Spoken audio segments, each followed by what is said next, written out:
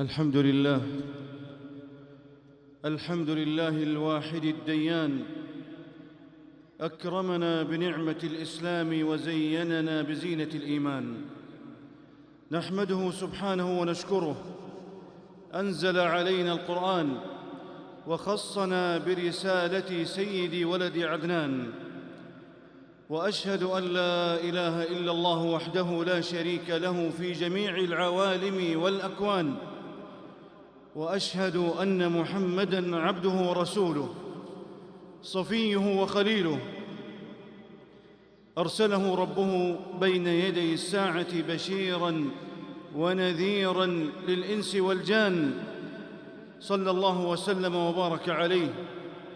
ما اختلف الملوان وتعاقب الجديدان، وعلى آله وصحابته أولي الفضل والإحسان والتقى والرضوان.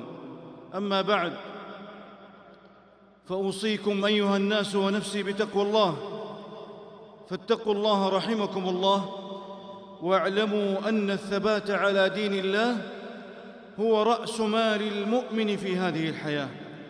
واعلموا أن الثبات على دين الله هو رأس مال المؤمن في هذه الحياة وسبيل نجاته بعد الممات، وأن قدم الإسلام لا تثبت إلا على قنطرة التسليم والاستسلام. أيها المسلمون،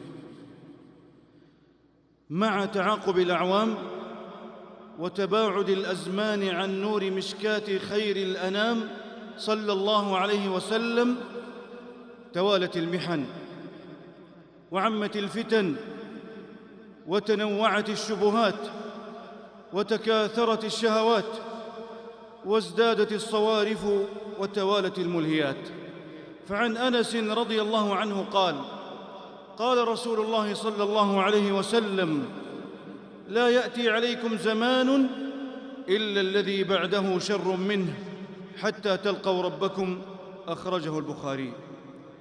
وإن أعظم المصائب التي تلحق المؤمن ليس في نقص الأموال والأرزاق، لكن المصيبة العظمى والبلية الكبرى هي الفتنة في الدين وزعزعة اليقين. ولهذا كان نبينا صلى الله عليه وسلم يكثر الدعاء بقوله: ولا تجعل مصيبتنا في ديننا. أخرجه البخاري وغيره. وفي مسند الإمام أحمد عن شهر بن حوشب قال: قلت لأم سلمة رضي الله عنها: يا أم المؤمنين، ما كان أكثر دعاء رسول الله صلى الله عليه وسلم إذا كان عندك؟ قالت: كان أكثر دعائه: يا مقلب القلوب ثبت قلبي على دينك. قال: فقلت له: يا رسول الله، ما أكثر دعائك يا مقلب القلوب ثبت قلبي على دينك؟ قال: يا أم سلمة، إنه ليس من آدمي إلا وقلبه بين أصبعين من أصابع الله عز وجل، ما شاء أقام وما شاء أزاغ.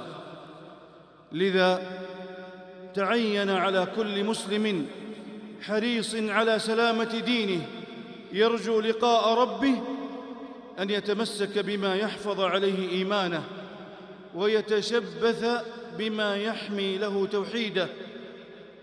وأساس ذلك وأصله وأولاه دعاء الله جل في علاه، فلا ثبات لمن لم يثبته مولاه.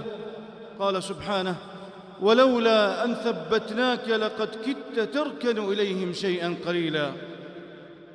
وإذا كان هذا شأن رسول الله صلى الله عليه وسلم، فمن الخلق بعده صلى الله عليه وسلم؟ ولهذا كان من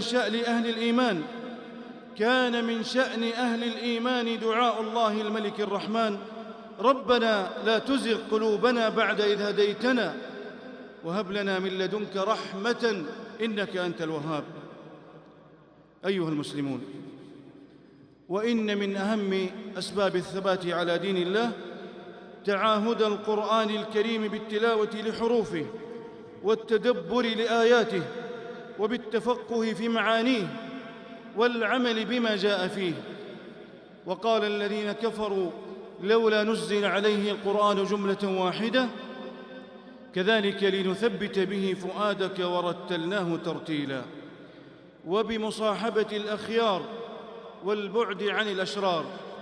واصبر نفسك مع الذين يدعون ربهم بالغداة والعشي يريدون وجهه ولا تعد عيناك عنهم تريد زينة الحياة الدنيا ولا تطع من أغفلنا قلبه عن ذكرنا واتبع هواه وكان أمره فرطا. ثم باستذكار قصص الصالحين من السابقين الأولين والسلف الماضين من الأنبياء والمرسلين ومن تبعهم بإحسان على مر السنين. وكلاً نقص عليك من أنباء الرسل ما نثبت به فؤادك وجاءك في هذه الحق وموعظة وذكرى للمؤمنين. عباد الله، ومن أعظم الأسباب أيضا الالتزام بطاعة الله والتمسك بكتابه ولزوم الجماعة ونبذ الشقاق والفرقة. واعتصموا بحبل الله جميعا ولا تفرقوا واذكروا نعمة الله عليكم إذ كنتم أعداء فألف بين قلوبكم فأصبحتم بنعمته إخوانا وكنتم على شفا حفرة من النار فأنقذكم منها كذلك يبين الله لكم آياته لعلكم تهتدون.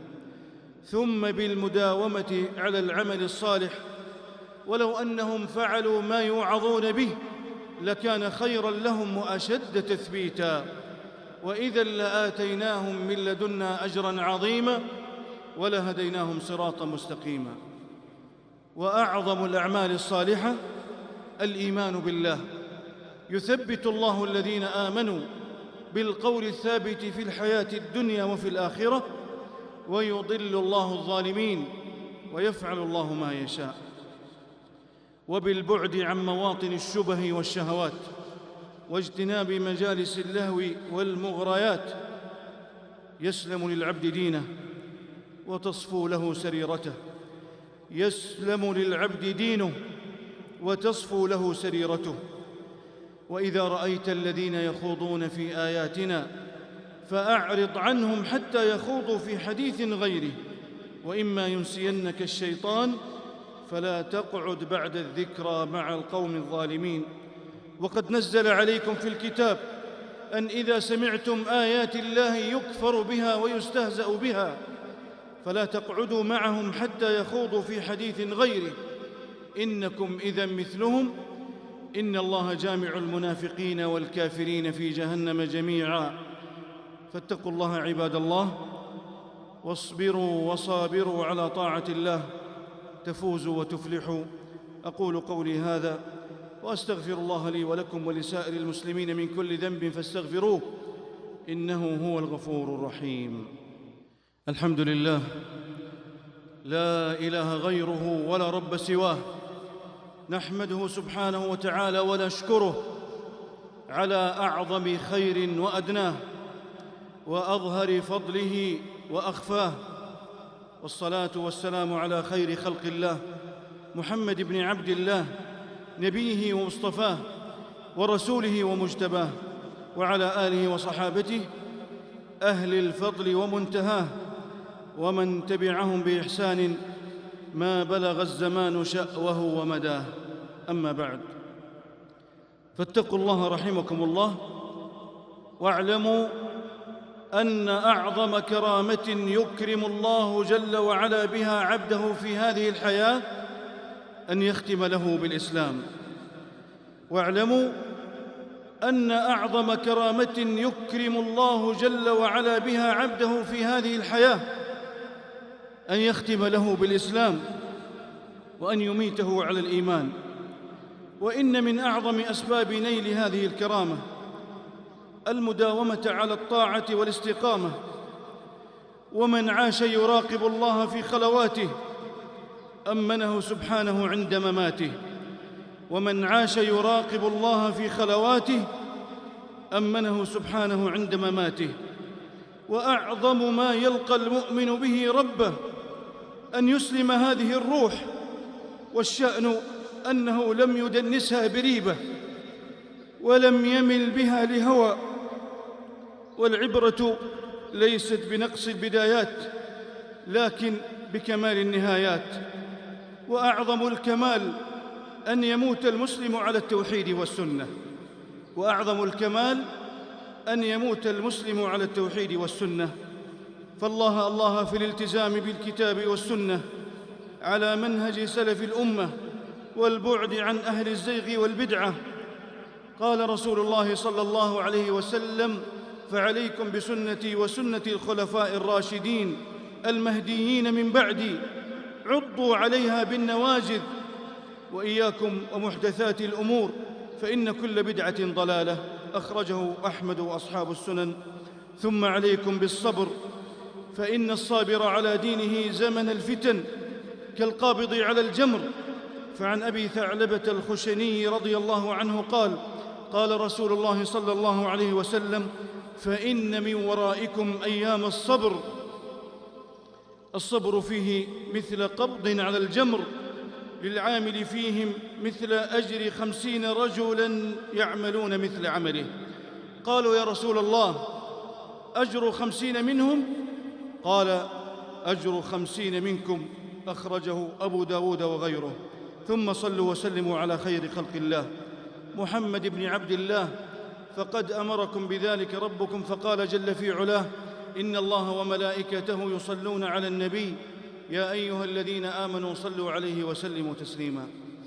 اللهم صل وسلم وزد وبارك على عبدك ورسولك نبينا محمد، وارض اللهم عن سائر الصحابة أجمعين وعن التابعين وتابعيهم بإحسان إلى يوم الدين، وعنا معهم برحمتك يا أرحم الراحمين. اللهم أعز الإسلام والمسلمين، واحمِ حوزة الدين، وانصر عبادك الموحدين. اللهم فرج هم المهمومين من المسلمين، ونفس كرب المكروبين، واقض الدين عن المدينين، واشف مرضانا ومرضى المسلمين. اللهم آمنا في أوطاننا، وأصلح أئمتنا وولاة أمورنا، وأيد بالحق والتوفيق والتسديد إمامنا وولي أمرنا. اللهم أطل عمره في صحة وعافية ونعمة سابغة ضافية. اللهم وفقه وولي عهده الأمين لما فيه صلاح البلاد والعباد وعز ورفعة للإسلام والمسلمين يا رب العالمين. اللهم احفظ جندنا المرابطين على الحدود والثغور. اللهم احرسهم بعينك التي لا تنام، واكنفهم بركنك الذي لا يرام يا رب العالمين. اللهم كن لإخواننا المستضعفين في كل مكان، اللهم كن لهم مؤيدا وظهيرا ومعينا ونصيرا. اللهم أبدل ضعفهم قوة وخوفهم أمنا وبؤسهم سعة ورخاء. اللهم انصرهم في فلسطين على الصهاينة الغاصبين. اللهم جنبنا الفتن ما ظهر منها وما بطن، اللهم جنبنا الفتن ما ظهر منها وما بطن، عن بلدنا هذا خاصة وعن سائر بلاد المسلمين. اللهم أصلح لنا ديننا الذي هو عصمة أمرنا، وأصلح لنا دنيانا التي فيها معاشنا، وأصلح لنا آخرتنا التي إليها معادنا، واجعل الحياة زيادة لنا في كل خير، والموت راحة لنا من كل شر. ربنا لا تزغ قلوبنا بعد إذ هديتنا، وهب لنا من لدنك رحمة إنك أنت الوهاب. ربنا آتنا في الدنيا حسنة وفي الآخرة حسنة وقنا عذاب النار. سبحان ربك رب العزة عما يصفون، وسلام على المرسلين، والحمد لله رب العالمين.